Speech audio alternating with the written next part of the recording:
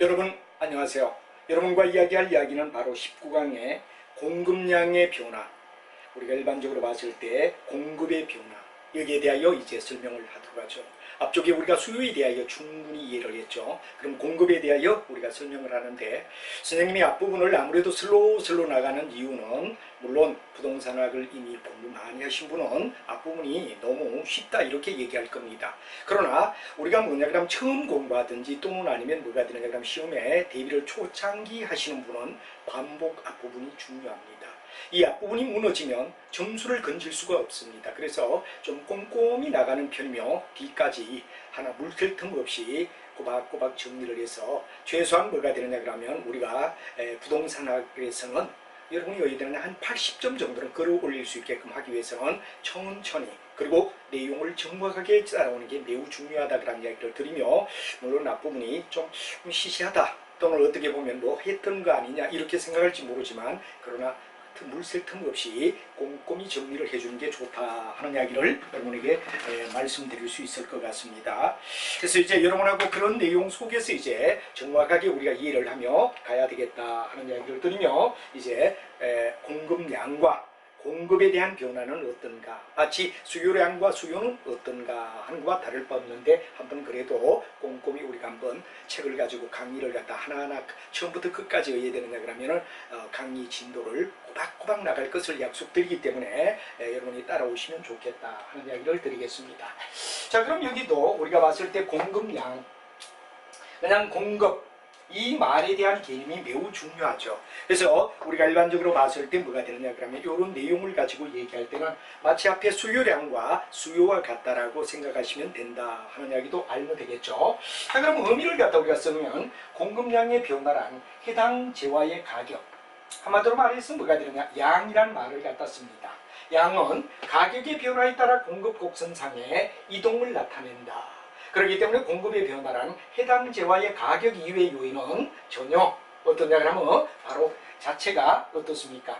바로 가격 이외의 요인인 기술 수준의 변화나 생산 요소 가격 변화의 변화에 따라 공급 곡선 자체가 이동하는 것. 그래서 굉장히 중요한 이야기는 바로 여기는 바로 공급 곡선상의 이동을 얘기한다. 그런데 공급의 변화란 이 두 번째 이야기가 굉장히 중요한 이야기가 되죠. 공급량의 변화를 갖다 A라고 본다면 공급의 변화는 바로 B가 됩니다. 여기는 철저히 뭐가 되느냐 그러면 공급량은 가격이라 그러는 프라이스에 대한 이야기가 굉장히 중요한 이야기가 된다. 바로 대상이다. 이걸 갖다 기준적으로 공급상의 이동을 갖다가 우리는 공급량이라고 얘기하면, 공급의 변화란 말은 가격 이외 요인, 가격 이외 요인에 의하여 기술 수준의 변화가 일어났다, 생산 요소가 변화했다 이럴 때는 공급 곡선 자체에 뭐가 되느냐, 이동이다. 이때 굉장히 중요한 얘기는 자체가 되겠습니다. 그래서 바로 우리가 봤을 때 두 가지, 공급량, 공급, 이건 이미 수요할 때 얘기했지만 뭐가 됩니까? 그림으로 우리가 얘기한다면 하나의 뭐가 되느냐 그러면 공급의 곡선이다. 그럴 때 공급 곡선, 수요 곡선 이렇게 한다면 공급의 곡선은 바로 여기에서 이해되죠? 가격 프라이스를 갖다 Y축에 두고, 그 다음에 우리가 봤을 때 매매량을 Q라고 둔다면 이 점상에서 뭐가 되느냐 그럼 바로 A에서 B로 이동했다, 또는 아니면 A에서 C로 이동했다, 이런 경우가 있겠죠. 그래서 가격이 높아지면 뭐가 되느냐 그럼 공급은 늘어나고, 가격이 뭐가 되느냐 그럼 만약에 줄면 공급은 줄어든다는 얘기가 되어서 바로 하나의 곡선상에서 뭐가 되느냐, 변동을 나타내는 이야기를 갖다 우리는 바로 공급량이라고 얘기한다. 이렇게 얘기하고, 여기는 절대적 변수가 뭐가 되죠? Y축의 절대적 변수가 바로 가격이다 하는 이야기가 중요한 이야기가 될 거다 이겁니다. 근데 만약에 왜 되느냐 그러면 공급의 변화, 공급에 대한 이야기는 어떻게 우리가 설명할 수 있느냐 그런 얘기가 되는데, 공급에 대한 이야기는 가격이 아닌 다른 변수, 가격 외 P 외의 이야기를 갖다 우리가 얘기를 할 수 있죠. 여기에서 왜 되느냐 그러면 여러 가지 우리가 봤을 때 곡선이 원래 1의 곡선이 있었다라고 얘기하면, 예를 들어서 이렇게 늘어날 수도 있고 2로 올라갈 수도 있고, 예를 들어 3으로 되느냐 하강할 수도 있다. 이렇게 우리가 놓을 수 있다 이거죠. 그럼 이게 뭐가 되느냐, 공급에 대한 변화다 하는 말을 갖다 나타내는 이야기. 공급량이 아니라 공급의 변화다. 그래서 예를 들어서 뭐 여러 가지, 여기는 가격이 절대적이었다면 가격 외의 요인, 뭐 기술 수준이라든가 생산의 요소라든가 이런 것들의 어떤 변화가 미치는 영향이 어떤가를 갖다 우리가 나타낸다는 데서 굉장히 중요한 이야기는 Y축이 가격이냐, 가격 외냐, 이게 아주 중요한 이야기가 되고, 한 곡선상에 1곡선상에 뭐가 되느냐 그럼 이동이냐, 아니면 2개 이상의 곡선, 2개 이상의 곡선이 어디에 되느냐 그럼 변화를 갖다 유도할 때 뭐가 되느냐, 바로 여러분이 잘 아는 공급의 변화라 하는 말을 우리가 쓸 수 있다는 걸 알아두면 되죠. 그래서 일단 굉장히 중요한 이야기는 바로 공급량은 가격이 굉장히 중요한 변수가 되고, 하나 변수뿐이며 한 곡선상에서 이동을 갖다 한다, 이렇게 우리가 봐주면 되겠죠. 근데 우리가 일반적으로 봤을 때 그 이외에 공급 자체는 뭐가 되죠? P 외의 요인이 되며, 바로 이 자체가, 곡선 자체가 이동하는 걸 갖다 우리는 공급의 변화라고 말할 수 있다 하는 이야기로, 이미 여러분들이 수요를 배울 때 했던 이야기와 반대적으로 이해를 하고 있으리라 생각하지만 한번 체크를 하고 갈 필요가 있다. 항상 체크가 필요하다는 이야기입니다. 쉬우면 쉬운 대로, 어려운 대로 끝까지 체크하며 따라온다는 게 굉장히 전체를 수월하게 공부할 수 있다 이거죠. 뭐 어려운 부위는 어려웠어, 쉬운 부위는 대충, 이러다 보니 점수가 안 나온다 이거죠. 어려운 곳이나 쉬운 곳이나 물태슴 없이 또박또박 진행을 하는 거, 이건 뭐가 되냐, 바로 다득점을 따는데 매우 중요한 역할을 한다. 그래서 부동산학은 궁극은 뭐가 되느냐, 다득점을 딸 수 있는 전략 과목이지 이게 방어 과목이 되어서는 안 된다 이거죠. 60점을 넘기기 위한 방어적인 입장이 되어서는 안 된다 하는 이야기를 여러분에게 얘기하며 또박또박 좀 따라와 달라는 얘기를 거듭 강조를 드리고 싶습니다. 그래서 공급량, 공급에 대한 변화, 이걸 갖다 우리가 얘기를 했고, 여기에 대한 내용을 우리가 본다면 그림이 바로 여기 나와 있는 그림을 선생님이 그려야 되는데 미리 이쪽에 당겼으니까 충분히 그림에 대한 이야기, 우리 교과서에 있는 책에 대한 이야기를 충분히 이해할 수 있다. 그러면 이제 하나의 변화, 소위 말해서 우리가 이 공급량은 가격이라고 하는 변화를 갖다 나타낸다. 그래서 우리가 이런 하나의 뭐가 되는가 그러면 바로 곡선을 갖다 그리면 될 거다, 이런 얘기가 되고, 공급의 변화는 바로 이런 곡선에서 바로 증가되는 이야기와 감소되는 이야기, 이렇게 곡선 자체 변화를 얘기한다는 얘기를 그리면서 마무리를 짓고, 이번에는 뭐가 되느냐, 하나하나 공급량이 아니죠, 공급의 변화.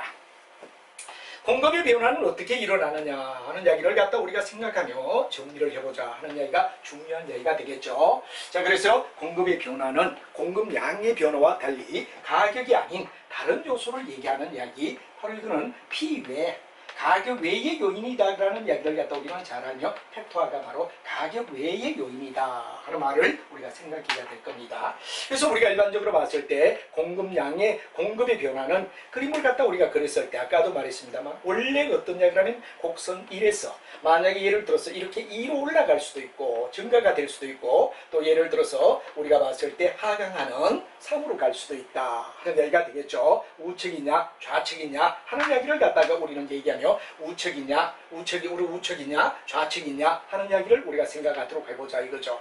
그럼 예를 들어서 우리가 봤을 때 뭐가 되느냐, 기술의 진보가 되었다. 그럼 예를 들어서 주택이나 여러 가지 공급에서 볼 때 뭐가 되느냐, 기술의 진보는 가격과는 다르다 이거죠. 가격이면 공급량의 변화라고 얘기하는데, 기술의 진보가 되기 때문에 뭐가 되느냐, 여기는 우리가 봤을 때 하나의 뭐를 갖다 나타낸다는 얘기가 되죠. 그렇죠. 바로 우리가 봤을 때 하나의, 물론 직선, 곡선, 변수가 다 생길 수 있는데, 여기에서 예를 들어서 우리가 봤을 때 기술의 진보는 뭐가 되느냐, 바로 공급량을 증가시킨다는 얘기가 되겠죠. 그래서 우리가 봤을 때 뭐가 되느냐 그럼 바로 우하향한다는 말은 바로 이쪽으로 내려간다는 얘기가 되겠죠. 그래서 바로 3으로 갈 수 있다, 이건 증가를 얘기한다 이렇게 우리가 말하고, 이쪽은 감소를 얘기한다 이렇게 우리가 보면 되고, 증가 감소란 말을 우리가 생각해 주면 되겠죠. 자, 그래서 여기서 기술 진보는 바로 우측으로 우하향한다 하는 말을 쓰고, 그 다음에 뭐가 되느냐, 생산 요소 가격이 하락했다 이럴 때도 역시 사게 지을 수 있으니까 역시 우측으로 뭐가 되느냐, 하향하는 그림을 그린다. 그러나 대체제가 뭐가 되느냐, 공급적으로 볼 때 대체제라고 하는 것은 바로 바뀌는 걸 얘기하죠. 가격이 상승되면 뭐가 되죠, 거꾸로 감소가 될 수밖에 없다. 이걸 바로 우리가 봤을 때 뭐가 되느냐, 좌상향이 돼서 뭐가 되느냐, 감소를 나타내는 이야기다. 그리고 보완제라고 하면 뭐냐 그러면 바로 우리가 대체제는 바꿔치기라면, 이건 보완은 서로가 뭐가 됩니까, 같이 연결되는 거. 예를 들어 목재와 예를 들어 못, 이런 관계는 뭐가 되느냐? 아무래도 목재에는 못을 박아야 된다면 보완제 관계가 되겠죠. 이럴 때는 같이 증가가 된다면 이것도 증가가 되고 우하향하는 증가를 나타낸다. 이렇게 되겠죠. 그래서 공급 보완제 가격이 상승되게 되면 공급의 변화는 증가가 되게 되고 우하향한다는 얘기가 되죠. 그 다음에 조세가 만약에 중과가 된다. 세금이 많이 붙으면 아무래도 공급은 줄게 되겠죠. 그래서 역시 이때는 뭐가 되느냐 그럼 좌상향을 갖다 나타내는 2로 올라갈 거다. 감소가 되는 내용이 되겠죠. 보조금을 수령한다. 정부가 보조금을 준다. 또는 여러 가지 정책적으로 해야 되느냐 그럼 보조금을 준다 그럴 때는 이건 감소를 나타내겠죠. 그래서 우리가 만약에 수령을 한다면 증가가 되겠죠. 그럼 이건 바로 우측으로 우하향한다는 얘기가 되는 거다 하는 말을 우리가 쓸 수 있죠. 바로 증가를 나타냅니다. 반면에 가격 상승이 예상된다. 예상이 되면 아무래도 감소가 되겠죠. 감소가 되니까 1에서 2로 가는 바로 좌측 좌상향이 된다는 이야기로 얘기할 수 있다. 그래서 우리가 봤을 때 공급량은 바로 가격 요인이었다면 공급 자체는 뭐가 되죠? 이런 기술의 진보, 생산 요소의 가격 하락, 대체재에 대한 가격 상승, 보완제의 가격 상승, 중과세, 그 다음 보조금 수령, 가격의 상승 예상, 이런 변수들이 바로 뭐 우리가 봤을 때 직선이 될 수도 있고 약간의 굽어지는 이런 곡선이 될 수도 있지만 여하튼 우리 책에서는 직선적으로 나왔습니다만 상황에 따라서는 약간 굽어질 수도 있는 이런 상황이 되겠죠. 그래서 일반적으로 뭐가 되느냐 바로 직선 방정식에서 우측 우하향이냐 아니면 바로 여러분 잘 아는 좌상향이냐 바로 우하적은 나타내는 우하향은 증가를 얘기한다. 그러면 바로 감소는 뭐가 되느냐 그러면 좌상향을 갖다 나타내는 내용이다 하는 이야기로 얘기하며 가격 이외 변수를 얘기한다 하는 말로 우리가 정리를 해주면 될 것 같습니다. 자 그러면 이제 우리가 봤을 때 여러 가지가 있습니다만 다시 한 번 더 여기에서 이제 우리가 쭉 본다 그러면 가볍게 이제 했던 이야기를 갖다 우리가 터치하며 나가면 될 것 같습니다. 여러분하고 같이 한번 보도록 하죠. 밑에 자세히 설명이 되어 있죠. 예를 들어 기술이 변화했다. 그럼 기술이 변하면 단위당 생산비는 감소할 수밖에 없다. 그래서 해당 상품의 공급은 증가할 수밖에 없다. 왜? 테크놀로지, 기술이 발전되면 뭐가 됩니까? 하나의 그만큼 뭐가 되죠? 혁신이 일어나는 거죠.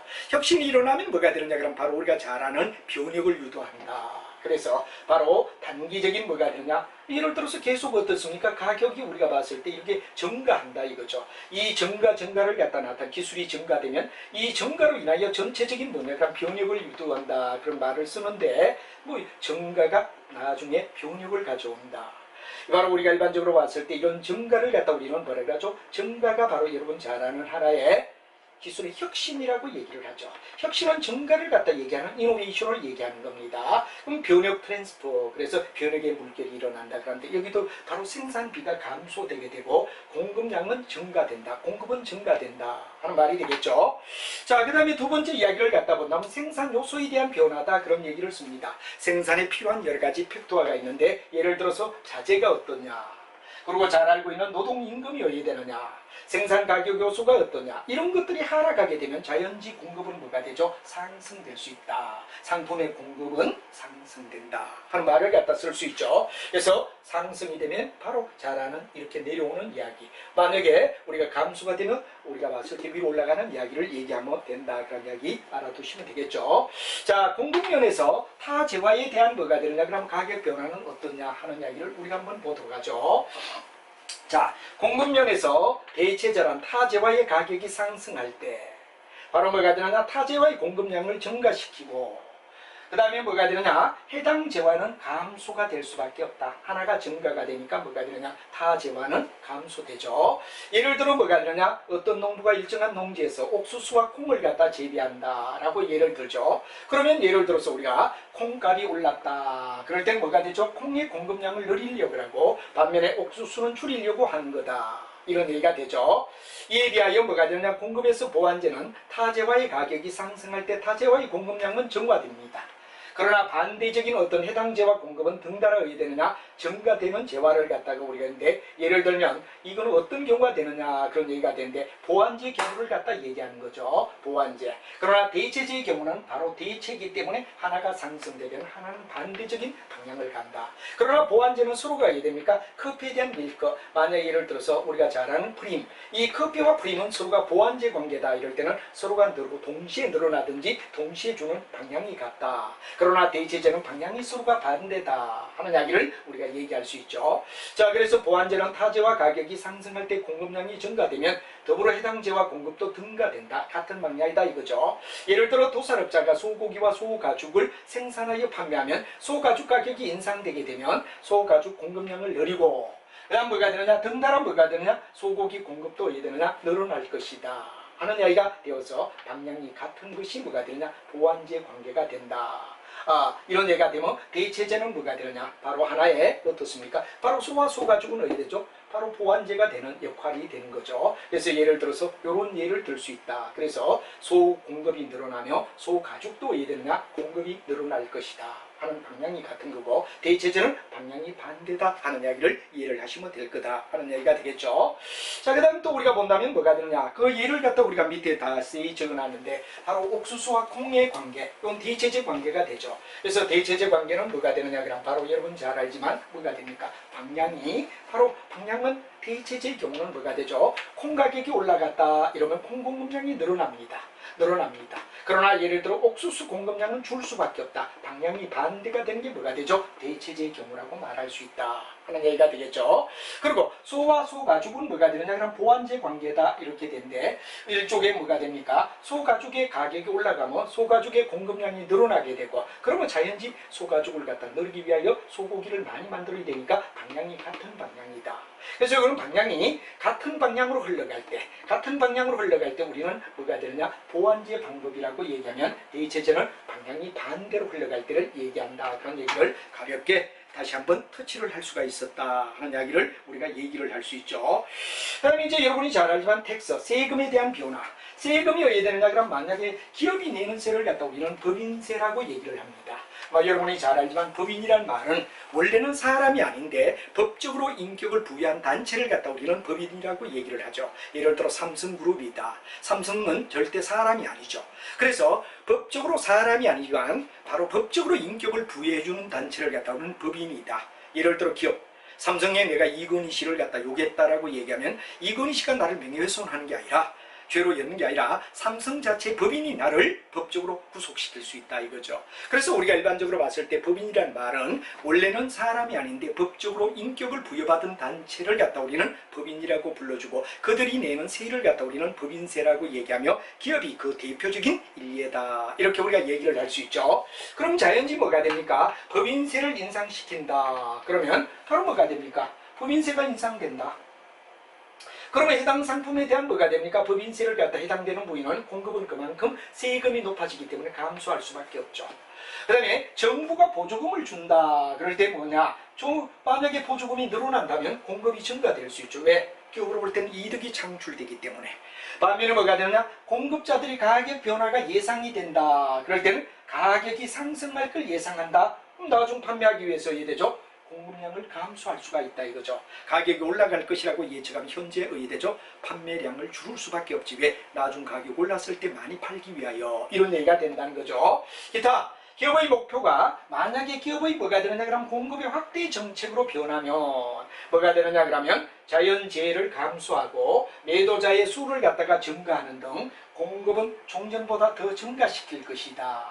예를 들어 목표가 공급 확대 정책이냐, 또 자연재해가 감소되었느냐, 매도자의 수가 증가되느냐, 이런 것들은 기타 공급을 더 증가시킬 수 있는 뭐가 되느냐, 요인의 이야기다 하는 이야기로 바로 우리가 쭉 했지만 기술의 변화부터 앞쪽에서 우리가 배웠던 이야기를 가볍게 우리가 본다 그러면 바로 이런 얘기죠. 자, 여기서 세금의 변화, 정부의 보조금, 공급자의 가격 예상, 그리고 그 이외에도 기업의 목표라든가 또 정책의 변화라든가 재해가 일어났을 때 이야기, 매도자의 수가 어떻게 될 것인가에 대하여 바로 영향을 받는데, 이런 요인을 갖다 우리는 기술의 변화라, 바로 공급 변화의 요인이라고 말할 수 있다 하는 얘기가 되겠죠. 그래서 이거와 같이 우리가 뭐가 되느냐 그러면 일종의 하나의 이런 내용을 갖다 정확하게 이해를 하는 게 중요하며, 따박따박 우리가 얘기를 한다면 이런 얘기가 되죠. 바로 기술의 변화, 생산 요소의 가격의 변화, 그리고 여러분 공급면의 타재와의 가격 변화에서 대체제냐 보완제냐의 관계를 이해를 하라 그런 얘기를 했죠. 그래서 대체제의 관계는 방향이 어떠냐,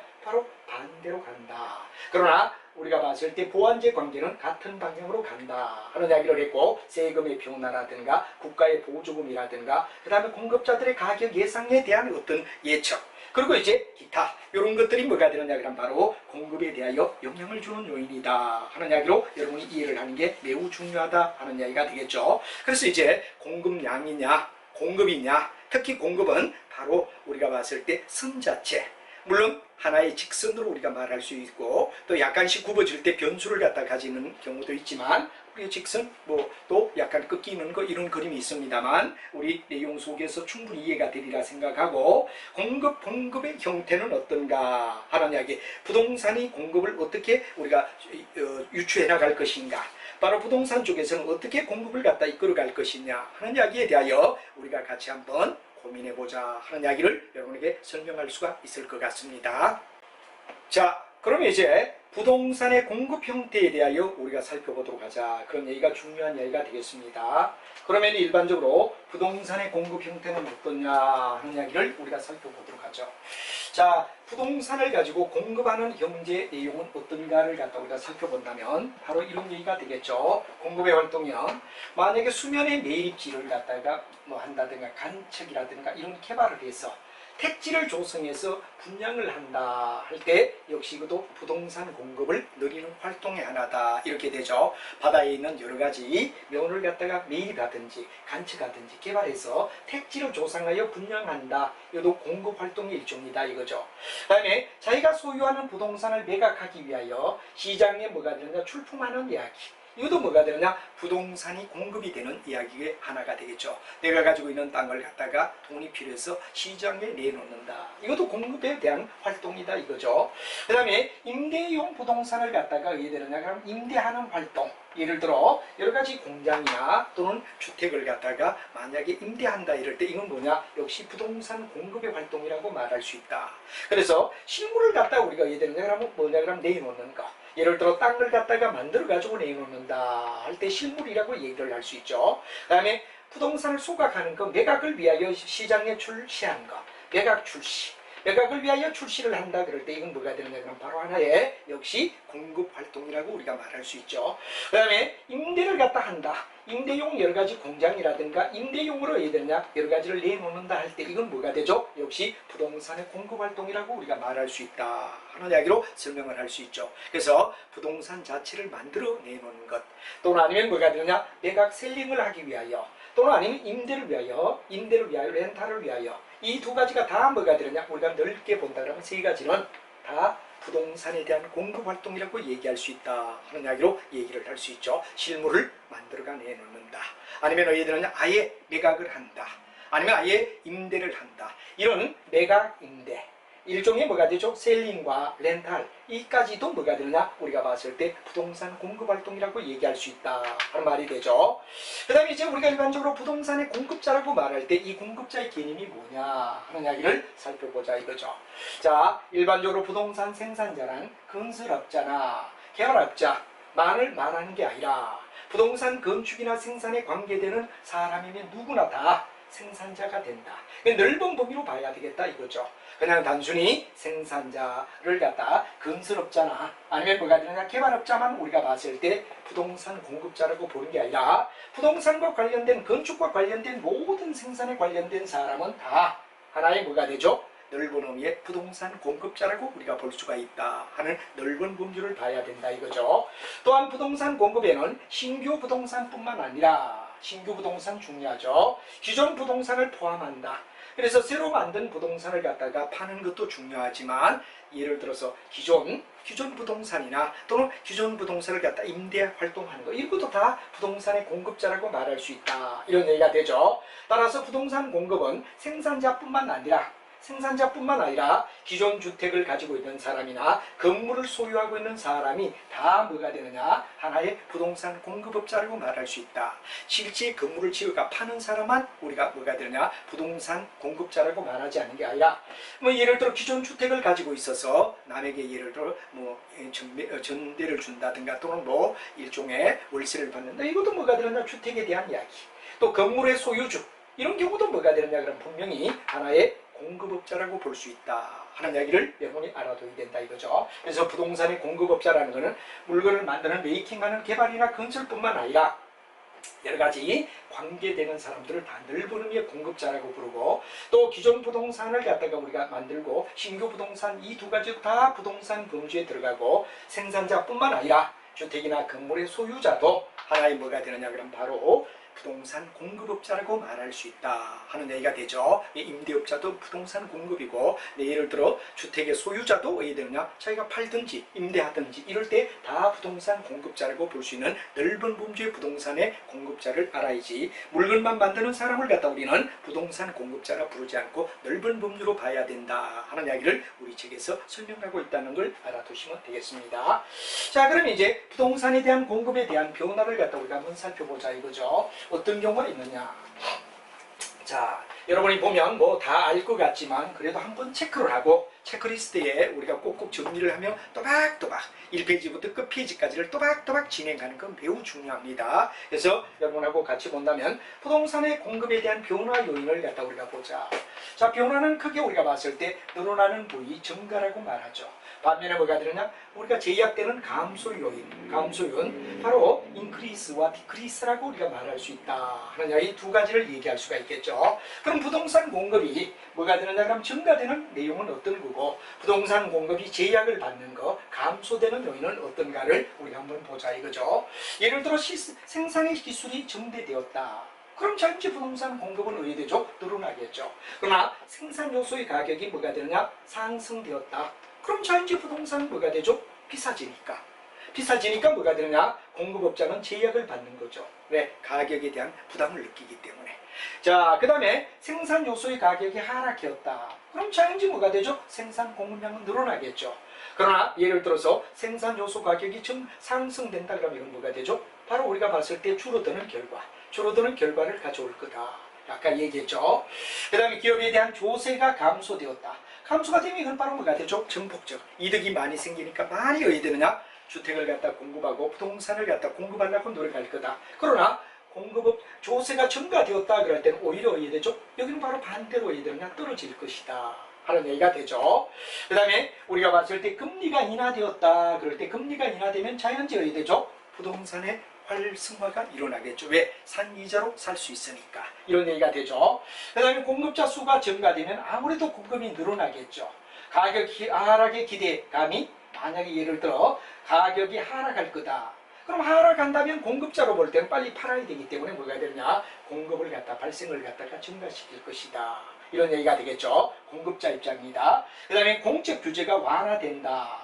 그럼 이제 자연히 어디 되죠? 여러 가지로 활발하게 어디 되죠? 물건을 갖다 많이 내놓을 수 있다. 이런 얘기가 되죠. 그러나 생산 가격 곡소가 상승되면 우리가 줄게 되고, 기업에 대한 조세가 증가되면 줄게 되고, 공급자 수가 감소되면 줄게 되고, 금리가 인상된다 그러면 역시 어디 되죠?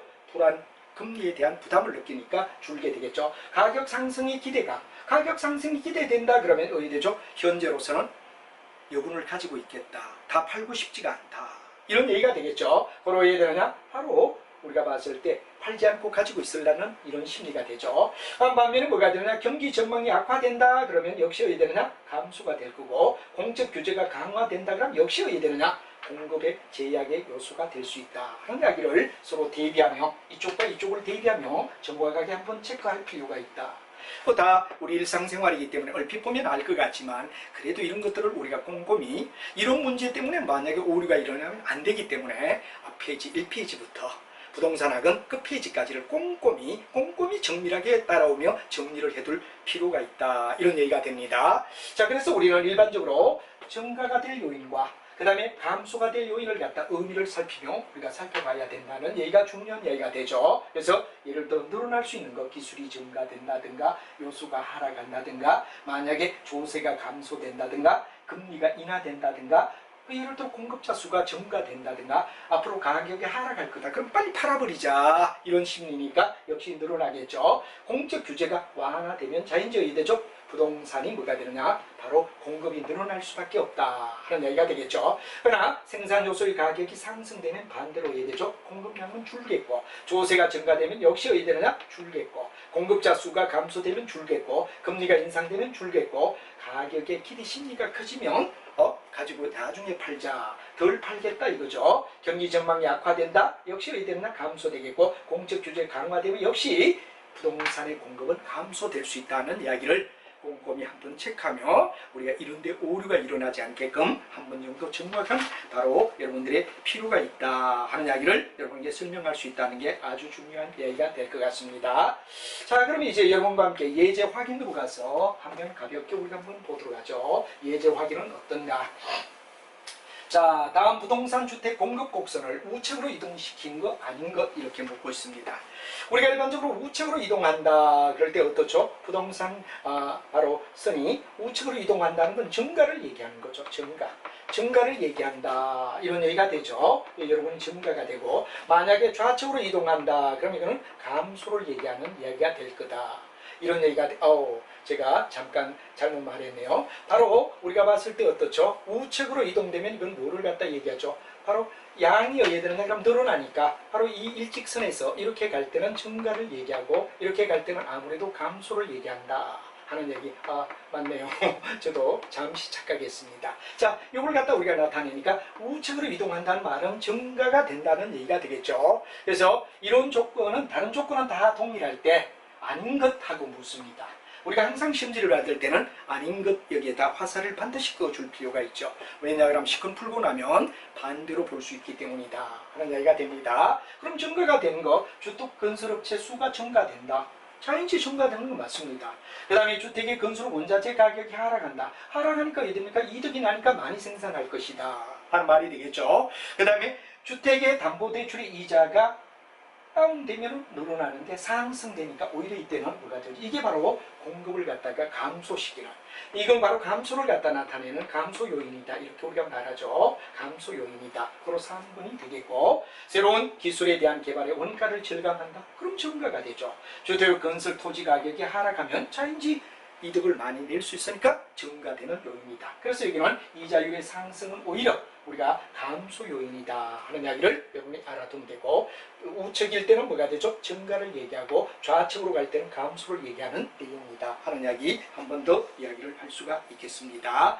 자, 이렇게 해서 우리가 일단 뭐가 되느냐 그러면 거기에 대한 이야기를 같이 한번 얘기했다면, 부동산 시장의 실제적 가격은 어떻죠? 우리는 따로따로 수요와 공급이라는 두 가지를 갖다 나누고 반대로 우리가 따졌다 이거죠. 그럼 이제 부동산이 보통 가격이 이루어지는 이야기는 이미 경제 시간에도 얘기를 했지만 수요와 공급이라는 두 개의 직선이 어디에 되죠? 만나는 교차점을 갖다 우리는 뭐라 그러죠? 바로 하나의 가격이 형성되는 점이다 이렇게 우리가 말할 수가 있겠죠. 그래서 여러분이 잘 알지만 뭐가 되느냐? 수요 곡선과 공급 곡선. 우리가 일반적으로 수요다, 공급이다 하는 이야기를 갖다 우리가 나타낼 수 있죠. 그래서 여러분이 잘 아는 뭐가 되느냐? S와 디맨드, 수요고 공급이라는 이야기가 되겠죠. 그래서 수요와 공급이 만나는 교차점이 뭐가 되느냐? 우리가 잘 알지만 균형점을 갖다 나타내는 이 점의 가격이 바로 중요한 뭐가 되죠?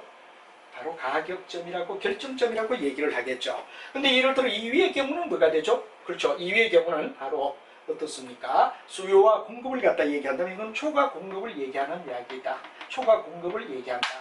공급이 많다 이거죠. 많다는 얘기가 된다.